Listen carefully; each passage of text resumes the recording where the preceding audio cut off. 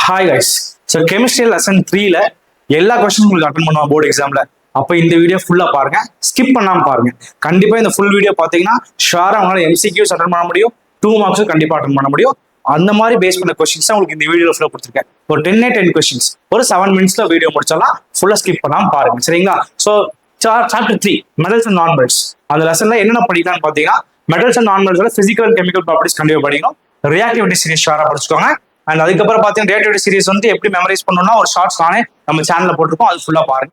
And அது போக பார்த்தீங்கன்னா உங்களுக்கு கரோஷன், ஸோ அது ஃபுல்லாக கடைசியாக ரொம்ப குட்டியான டாபிக் தான் இருக்கும், அது ஃபுல்லா பாருங்க. And extraction of metal from its ores அது பாருங்க. அண்ட் அயானிக் மாலிகூல்ஸ், ஸோ இந்த அயான்ஸ்லாம் எப்படி பிரிக்கிறாங்க ஏதாவது கண்டிப்பா ஃபுல்லா பார்த்துக்கலாம். இந்த டாபிக்ஸ் தான் இந்த லெசன் வந்து மோஸ்ட்லி ரிப்பீட்டட் கொஸ்டின்ஸ் வந்துட்டு இருக்கும் போர்டு எக்ஸாம், ஓகேவா? ஸோ இப்போ இந்த டாபிக்ஸ் தான் வச்சு கம்பரைஸ் பண்ணி கண்டிப்பா இந்த கொஸ்டின்ஸ் வரும், இந்த மாதிரி டைப் ஆஃப் கொஸ்டின்ஸ் வரும் அப்படின்ட்டு ஒரு 10 கொஸ்டின்ஸ் உங்களுக்கு எடுத்து வச்சிருக்கேன். ஒரு குவிஸ் மாதிரி பார்க்கலாம், சரிங்களா? ஸோ ஃபர்ஸ்ட் கொஸ்டின்ல போகலாம், சரிங்களா? ஸோ ஃபர்ஸ்ட் கொஸ்டின் தான் metal X is used in thermate process. thermateனா உங்களுக்கு தெரியும் ஹீட் இல்லையா?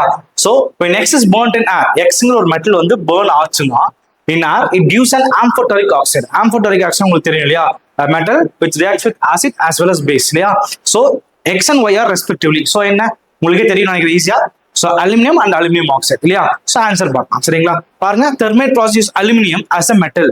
நம்ம சொன்னோம் இல்லையா, எக்ஸுங்கிற மெட்டல் வந்து அலுமினியமா எடுத்தாங்க. ஏன்னா அலுமினியம் தான் உங்களுக்கு ஆசிடாவும் ரியாக்ட் ஆகும், பேஸ் கூட ரியாக்ட் ஆகும். அப்போ அது ஆம்ஃபோட்டரிக் ஆக்சைடு இல்லையா? ஸோ அப்போ இருக்கிற பார்த்தீங்கன்னா ஃபெரஸ் இருக்கு, அலுமினியம் இருக்கு. ஸோ கண்டிப்பா அலுமினியம் தான் உங்களுக்கு ஆம்ஃபோட்டரிக் ஆக்சைடா இருக்கும். ஸோ அலுமினியம் வந்து ஆக்சிஜன் ரியாக்ட் ஆகும், அலுமினியம் ஆக்சைடு இருக்கும். ஸோ ஆப்ஷன் பி தான் நம்மளுக்கான ஆன்சர், ஓகேங்களா? So second question assertion and reason, ஓகேவா? ஸோ 1 மார்க்ஸ்ல இந்த லெசன் பொறுத்த வரைக்கும் அசெஷன் ரீசன்ஸ் கேட்கறதுக்கு நிறைய சான்ஸ் இருக்கு. So the colour of aqueous solution of copper sulfate turns colorless when a piece of lead is added to it. ஒரு let metal வந்து copper sulphate solution கூட ஆட் பண்ணா கலர்லெஸ்ஸா மாத்துமா மாத்தாதான், சரிங்களா? இது அசெஷன் கேட்டுக்கலாம். ரீசன் பாத்தீங்கன்னா lead is more reactive than copper and hence displaces copper from its salt solution. நம்மளுக்கு இது தெரியணும்னா கண்டிப்பா ரியாக்டிவிட்டி சீரிஸ் ஃபர்ஸ்ட் தெரிஞ்சாகும் இல்லையா? ஸோ இதுக்கான ஆன்சர் எப்படி எழுதுதுன்னு பார்க்கலாம், சரிங்களா? ஸோ ஃபர்ஸ்ட் பாருங்க, அசெஷன் வந்து பாத்தீங்கன்னா so color of aqueous solution of copper sulfate turns colorless when piece of lead is added to it. இப்போ lead ஃபர்ஸ்ட் வருமா காப்பர் ஃபர்ஸ்ட் வருமா நமக்கு தெரியணும். lead தான் ஃபர்ஸ்ட் வரும். அவ கண்டிப்பா lead தான் more reactive than copper. அவ கண்டிப்பா என்ன பண்ணும், lead displace பண்ணிரும் காப்பரை, சரிங்களா? அப்ப பாருங்க answer, when lead is added to copper sulfate solution lead displaces copper as lead is more reactive, சரிங்களா? சோ இந்த ரியாக்ஷன் பாருங்க, lead plus copper sulfate, sulfate வந்து lead கூட சேர்ந்து lead sulfate மாதிரி காப்பர் மட்டும் வெளியே வரும். இப்போ காப்பருக்கு வந்து இட் இஸ் கலர்லெஸ் சொல்யூஷன், ஓகேங்களா? ரீசன் பொறுத்த வரைக்கும் lead is more reactive, கரெக்டா? ரியாக்டிவ் சீரிஸ்ல lead தான் மேல இருக்கும். சோ அப்ப அசெஷனும் கரெக்ட் தான், ரீசன் கரெக்ட் தான். So reason supports the assertion, இல்லையா? R is correct expression of A. அதான் ஆன்சர், சரிங்களா? Next question. Electrolysis of water is a decomposition reaction. Electrolysis of water H2O, இல்லையா? So the mass ratio of hydrogen and oxygen gas liberated the electrodes during electrolysis of water. So electrolysis பண்ணும்போது வாட்டர்ல என்ன நடக்குது and அதோட composition என்னன்னு கேட்கறாங்க, சரிங்களா? So அது என்னங்கிறது பார்க்கலாம், சரிங்களா? சோ இப்போ ஃபர்ஸ்ட் பாருங்க, நம்மளுக்கு தெரியணும் அட்டாமிக் மாஸ் ஆஃப் ஹைட்ரஜன் என்ன, அட்டாமிக் மாஸ் ஆஃப் ஆக்சிஜன் என்னன்னு நமக்கு தெரியும், சரிங்களா? சோ பார்க்கும்போது பாருங்க, molar mass of hydrogen H2 வந்து 2 கிராம்ஸ், ஆக்சிஜனுக்கு வந்து ஓக்கு வந்து 16 வரும், O2 இருக்கிறனால 32 கிராம்ஸ் வரும். ஃபர்ஸ்ட் ஒரு ரியாக்ஷன் எழுதிக்கோங்க. 2H2O gives 2H2 plus O2, ஓகேவா? சோ அப்போ 2 ஹைட்ரஜன் மாலிக்யூல் ஒரு ஆக்சிஜன் மாலிக்யூல் நம்மகிட்ட இருக்கு, ஓகேவா? அப்போ 2 ஹைட்ரஜன் மாலிக்யூல்ஸ் வந்து 4 கிராம்ஸ், ஏன்னா 2 தெரியும் நம்மளுக்கு ஒரு மாலிக்யூலுக்கு. சோ அப்போ 2 into 2 வந்து 4 கிராம்ஸ் ஆயிரும். 1 mole of oxygen தான் இருக்கு, 1 mole of oxygen 32 கிராம்ஸ், ஓகேங்களா? H2 is to O2, அதான் மாஸ் ரேஷியோ கேட்டிருக்கான். சோ H2 க்கு 4 கிராம்ஸ், O2 க்கு 32 கிராம்ஸ். சோ 4:32 வரும்போது 1:8 தான் நம்மளுக்கான ஆன்சர், சரிங்களா? சோ 1:8ங்கிறது option B. Next question. The products formed when aluminum and magnesium are burnt in presence of air. ரொம்ப ஈஸி, நீங்களே சொல்லுங்க பார்க்கலாம் ஆன்சர். என்னது, அலுமினியம் வந்து ஆக்சிஜன் கூட சேர்ந்தா அலுமினியம் ஆக்சைடு, மெக்னீசியம் ஆக்சிஜன் கூட சேர்ந்தா மெக்னீசியம் ஆக்சைடு. சோ அப்ப ரெண்டுமே இருக்கிறது என்ன ஆப்ஷன் வரும்?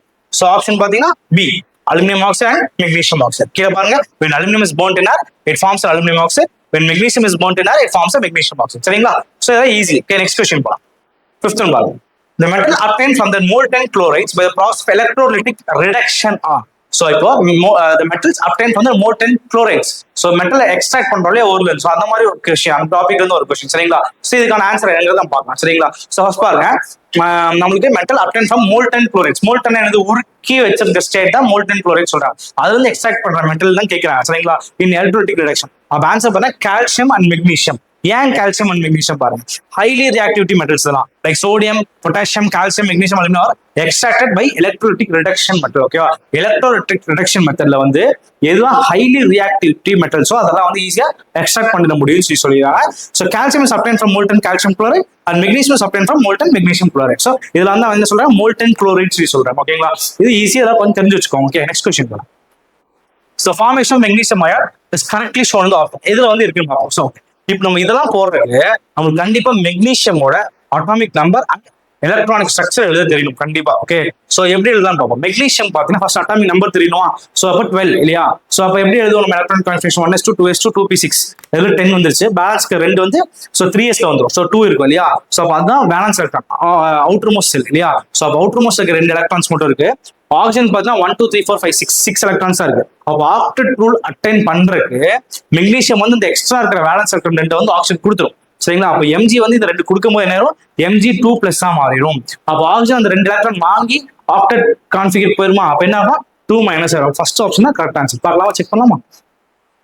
Option B. சரிங்களா, magnesium has 2 valence electrons and loses both to form mg2+. ஓகேவா, அதே மாதிரி oxygen has 6 electrons and gains 2 electrons from the magnesium and forms a compound. Clear? Next, aluminum powder is used in thermite welding because aluminium powder welding பண்றதுக்கு aluminium powder use பண்றாங்க. எதனால?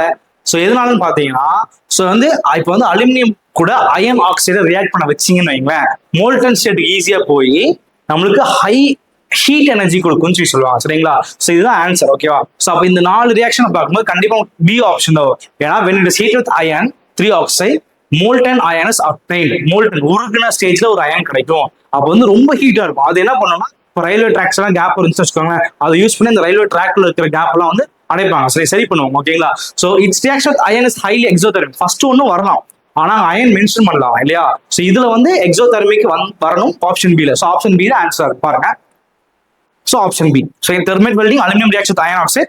So reaction கொடுத்துருக்காங்க, large amount of heat is released. ஓகேங்களா, so example கூட பார்த்தீங்கன்னா molten ion flows into gap and joins railway tracks. So இதெல்லாம் important questions எல்லாம் வரக்கு வாய்ப்பு இருக்கு. ஸோ அப்படியே தொடர்ந்து வீடியோ ஃபுல்லா பாருங்க. 8th கொஸ்டின் பாருங்க. Next, 2 metals zinc and tin are dissolved separately in different proportion molten copper.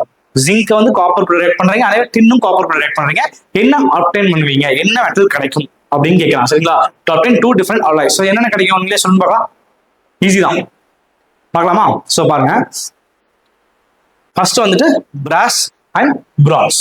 So பிராஸ் எப்படி கிடைக்கும் பார்ப்போமா. ஸோ ஃபர்ஸ்ட் பாருங்க, காப்பர் பிளஸ் ஜிங்க். ஏன்னா காப்பர் தான் 2 கூடயுமே ரியாக்ட் பண்ண போறீங்க. ஜிங்க் கூட காப்பர் சேர்ந்தா பிராஸ், காப்பர் கூட டின் சேர்ந்தா பிரான்ஸ். இவ்வளவு ஆன்சர். சரிங்களா, நெக்ஸ்ட் 9th கொஸ்டின் பார்க்கலாம். இப்போ அசன் பாருங்க, the metal high up in the reactivity series cannot be obtained from their compounds by heating with carbon. அப்புறம் என்ன சொல்றாங்கன்னா, ரியாக்டிவிட்டி சீரீஸ்ல ஃபர்ஸ்டா இருக்குள்ள மெட்டல் அது வந்து கார்பன் கூட ரியாக்ட் ஆச்சுன்னா டிஸ்பிளேஸ் பண்ண முடியாது கார்பன்னால. கரெக்ட் தானே? ஏன்னா ரியாக்டிவிட்டி சீரீஸ்ல மேல இருக்கிற மெட்டல் வந்து மேல இருக்கு. சரிங்களா, கார்பன் வந்து கீழே இருக்கு. எப்பயுமே ஹைலி ரியாக்டிவ் மெட்டல் தான் டிஸ்பிளேஸ் பண்ண முடியும், ஆனா கார்பனால கண்டிப்பா ஹைலி மெட்டலை வந்து டிஸ்பிளேஸ் பண்ண முடியாது. ஸோ அசிஸ்டன் வந்து ட்ரூ கரெக்டாக தான் கொடுத்துருக்காங்க. சரிங்களா, carbon cannot displace a highly reactive metal. ஓகேவா, நெக்ஸ்ட் ரீசன் பார்க்கலாமா. Displacement reactions can also be use to obtain metal.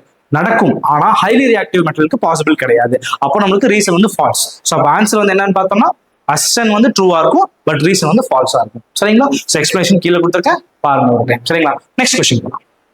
The most common method of extraction of metal from their oxide ore is. So நார்மலா எல்லாருமே use பண்ற extraction method என்னவா இருக்கும் அப்படின்னு கேட்டாங்கன்னா கண்டிப்பா அது ரிடக்ஷன் வித் கார்பனா தான் இருக்கும். சரிங்களா, ஆப்ஷன் ஏ தான் கரெக்ட் ஆன்சரா இருக்கும். ஸோ செக் பண்ணலாமா. ஸோ ஆன்சர் பார்த்தீங்கன்னா option A reduction with carbon. சரிங்களா, ஏன்னா most metal of medium reactivity since iron, zinc, lead and copper are extracted from their oxides ore by reduction with carbon. சரிங்களா, in the furnace. So this makes is the most common method of extraction. So அப்போ extraction common method carbon use பண்ணி extract பண்றாங்க. So இதெல்லாம் தான் questions. இந்த டாபிக்ஸ்லாம் base பண்ணி தான் questions board எக்ஸாம்ல கேட்பாங்க. இந்த ஃபுல் கொஸ்டின்ஸ் ஒரு டைம் நல்லா தரவாக பார்த்துக்கோங்க. கண்டிப்பா உங்க போர்டு எக்ஸாம்ஸ்க்கு யூஸ் ஆகும். இதே மாதிரி நிறைய உங்களுக்கு அடுத்தடுத்த லெசனுக்கு கொஸ்டின்ஸ் வந்து கொடுத்துட்டே இருக்கேன். நாம அதுக்கு நீங்க நம்ம சேனலை வந்து கண்டிப்பா சப்ஸ்கிரைப் பண்ணுங்க, உங்க ஃப்ரெண்ட்ஸ்க்கு ஷேர் பண்ணி விடுங்க. அப்போ நெக்ஸ்ட் வீடியோஸ் உங்களுக்கு கிடைக்கும். Thanks for supporting, thanks for வாட்சிங்.